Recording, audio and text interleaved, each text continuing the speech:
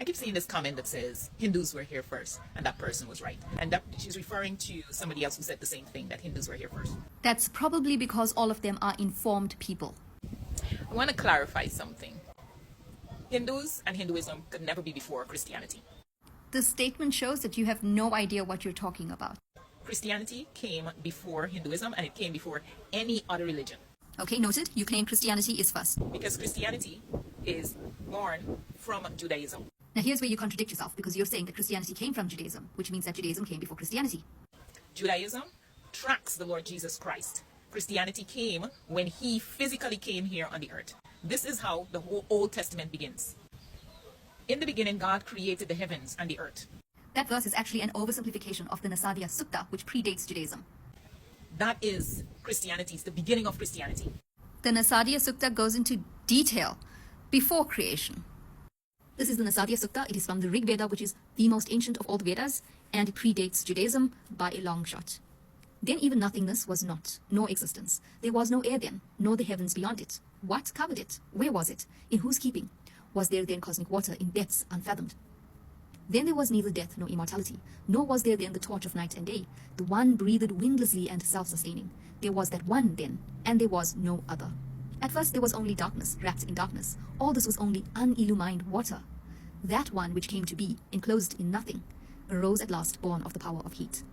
In the beginning desire descended on it. That was the primal seed, born of the mind. The sages who have searched their hearts with wisdom know that which is kin to that which is not. And they have stretched their cord across the void, and know what was above and what below. Seminal powers made fertile mighty forces. Below was strength, and over it was impulse. Whence all creation had its origin. He, whether he fashioned it or whether he did not. He who surveys it all from the highest heaven. He knows, or maybe even he does not know. And then when the Lord Jesus Christ came on the earth, in the New Testament, it says, this is John 1:1, because I always want to stay in the word so that people can see for themselves. Go back to the word. It's John chapter 1, verse 1. And it says, in the beginning was the word, and the word was with God, and the word was God. So there's a word you mentioned that is connected to creation. What is that word? Why do you not know what that word actually is? And why is it that we can tell you what that word is from our scriptures, which predate your religion as well as Judaism? I'm on the website of swamikrishnananda.org, and there's a PDF version of the Mandukya Upanishad. And get down to here where it says invocation and verses. We want to scroll down and get to the first verse. And here it says, Om, this imperishable word, is the whole of this visible universe. Its explanation is as follows. What has become, what is becoming, what will become. Verily, all of this is Om. And what is beyond these three states of the world of time. So as you can see, the Vedic scriptures have the details. We know what the word is. We know how it is related to creation, how it is related to time, how it is related to existence, how it is related to God. Here in John it says, in the beginning was the Word, and the Word was with God, and the Word was God.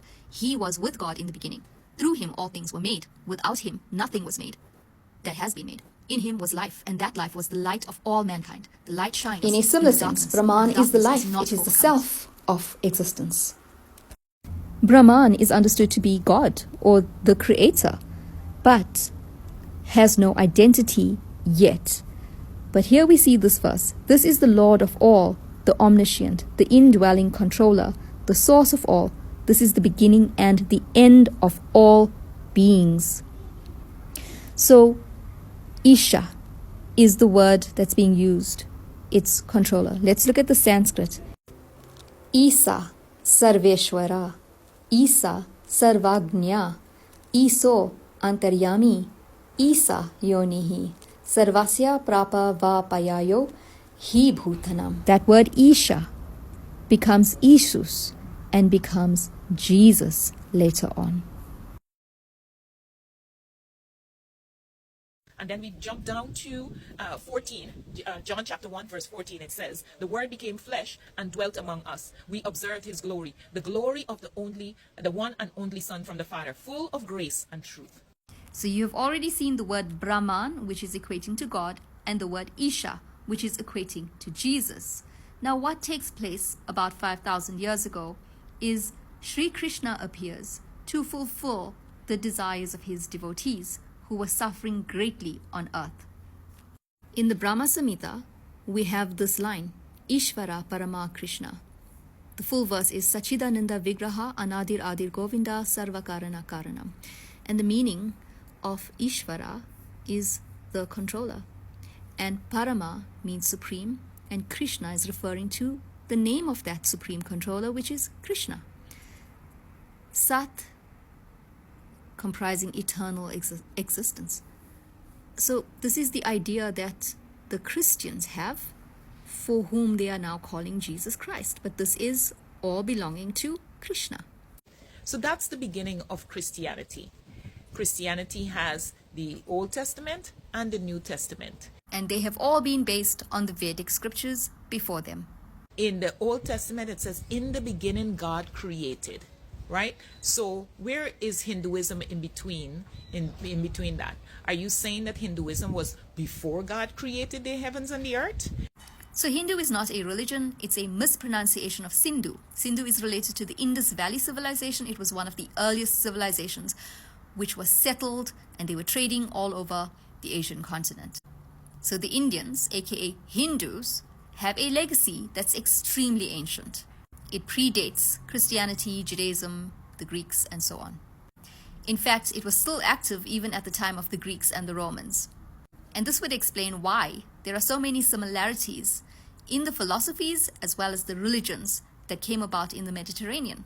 They were influenced by the already there Vedic philosophies. The Vedic philosophies are inspired by the Vedas, which means knowledge. And this is the original former knowledge that existed on the Asian continent before the Quran, Bible, and even Old Testament.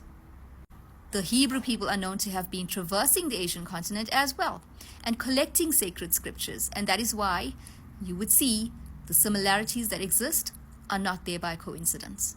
We all have a common root, but Hindu people do not do religion in the way Abrahamic people do. In fact, Hindu people do philosophies, and you can rather call them Sanatanis. Sanatani means you know your identity to be eternal, you know yourself to be part and parcel of the Supreme Being. Now, where did Christians get the idea to call Jesus Christ the Word? Well, that comes from Krishna himself 5,000 years ago when Krishna spoke the Bhagavad Gita, which was his message to humanity. In Bhagavad Gita, chapter 7, verse 8, we see, I am the taste in water, O son of Kunti, and the radiance of the sun and the moon.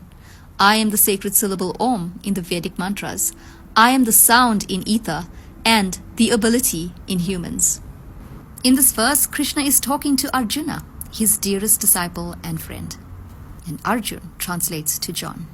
The Lord Jesus Christ came at the set, proper, and appointed time for his arrival here on the earth. And all of that took place over 5,000 years ago and not 2,000 something years ago, which was a date created by the Roman people who were resetting time. He had to come because Adam and Eve sinned. They sinned, and it's recorded in Genesis chapter 3. So Adam and Eve did not exist. It's a corruption of Jiva Atman. Jiva means individual and Atman means soul. Jiva gets corrupted into Eve and Atman gets corrupted into Adam. The fall of Jiva Atman is from the spiritual world, where it chose to reject the spiritual realm for whatever reason and fall into the material realm, where it must now be clothed with material bodies.